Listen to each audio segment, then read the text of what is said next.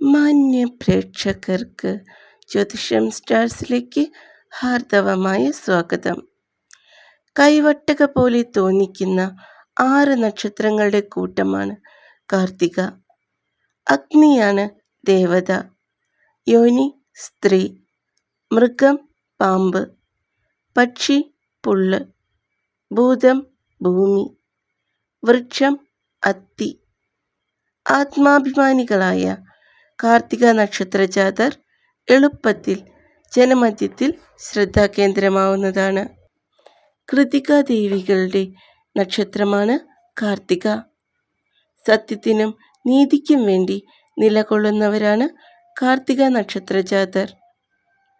ക്ഷിപ്രകോപികളാണ്. സഹോദര ഗുണം കുറവായിരിക്കും.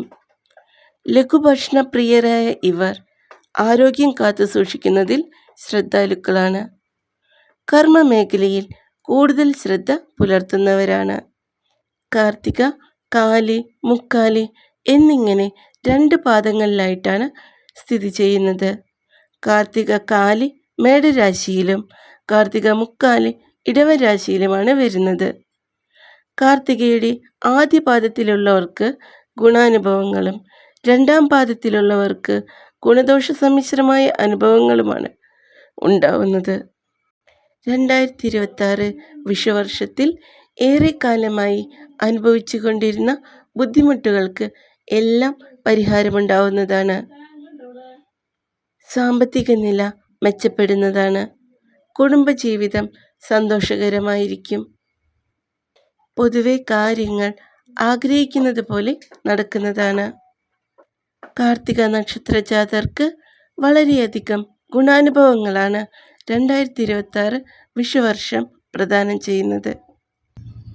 വിദ്യാർത്ഥികൾക്ക് ഉയർന്ന മാർക്ക് കരസ്ഥമാക്കുന്നതിനും ഉന്നത വിജയം ലഭിക്കുന്നതിനും ഉപരിപഠനത്തിനും വളരെയധികം അനുകൂലമായ സമയമാണ്. പ്രണയബന്ധത്തിലായിരിക്കുന്ന യുവതി യുവാക്കൾക്ക് പ്രണയം വീട്ടുകാരാൽ അംഗീകരിക്കപ്പെടുന്നതിനും വിവാഹ നിശ്ചയത്തിലേക്കോ വിവാഹത്തിലേക്കോ കടക്കുന്നതിനും അനുകൂലമായ സമയമാണ്.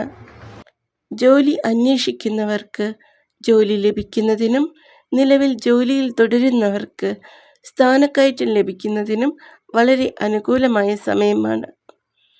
പുതിയ ഭവനം വാങ്ങുന്നതിനും വീട് പൊളിച്ച് പണിയുന്നതിനും അനുകൂലമായ സമയമാണ്.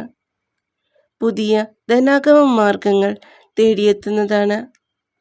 വളരെ വലിയ സൗഹൃദ വലയം കാർത്തിക നക്ഷത്ര ജാതരെ സംരക്ഷിക്കാൻ കൂടെയുണ്ടെങ്കിലും സ്വന്തം സ്വകാര്യ ജീവിതത്തിൽ നിന്ന് ഒരകലം പാലിച്ചു നിർത്താൻ ശ്രദ്ധിക്കേണ്ടതാണ്. മാതാവിനെയും പിതാവിനെയും ഗുരുവിനെയും വന്യരായി കാണുന്ന നമ്മുടെ ഭാരതീയ സംസ്കാരം അണുവിട വിടാതെ പാലിക്കാൻ ശ്രദ്ധിക്കേണ്ടതാണ്. 1000 ബീജാണുക്കളിലൂടെ പ്രയാണം നടത്തി നമ്മൾ ഭൂമിയിൽ പിറവിയെടുത്തിട്ടുണ്ടെങ്കിൽ നമുക്ക് സാധിക്കാത്തതായി ഒന്നുമില്ല എന്ന് ഉറച്ചു വിശ്വസിച്ചുകൊണ്ട് ഓരോ ദിവസവും തുടങ്ങാൻ പ്രത്യേകം ശ്രദ്ധിക്കേണ്ടതാണ്. നിലവിൽ രോഗാവസ്ഥയിലിരിക്കുന്നവർക്ക് അതതിൻ്റെ വിദഗ്ധരെ കണ്ട് യഥാവിധി പ്രതിവിധി തേടിയാൽ ആരോഗ്യനില മെച്ചപ്പെടുന്നതാണ്. കൃത്യമായ സമയത്ത് ഔഷധ സേവ നടത്തുന്നത് അത്യാവശ്യമാണ്. കാർത്തിക നക്ഷത്ര ജാതരുടെ പ്രശ്നങ്ങൾക്ക് ശമനം ഉണ്ടാവുന്നതിനായി നക്ഷത്രവൃക്ഷമായ അത്തി നട്ടുപിടിപ്പിക്കുന്നത് ഉത്തമമാണ്. സ്വന്തം നക്ഷത്രത്തിൻ്റെ പക്ഷിമൃഗാദികളെ വളർത്തുന്നതും ഉത്തമമാണ്. വലിയ വൃക്ഷങ്ങളാണ് എങ്കിൽ അല്ലെങ്കിൽ വന്യമൃഗങ്ങളാണ് നക്ഷത്ര പക്ഷിമൃഗാദികളെങ്കിൽ ഒന്നും നമുക്ക് കഴിയുന്ന കാര്യമല്ല.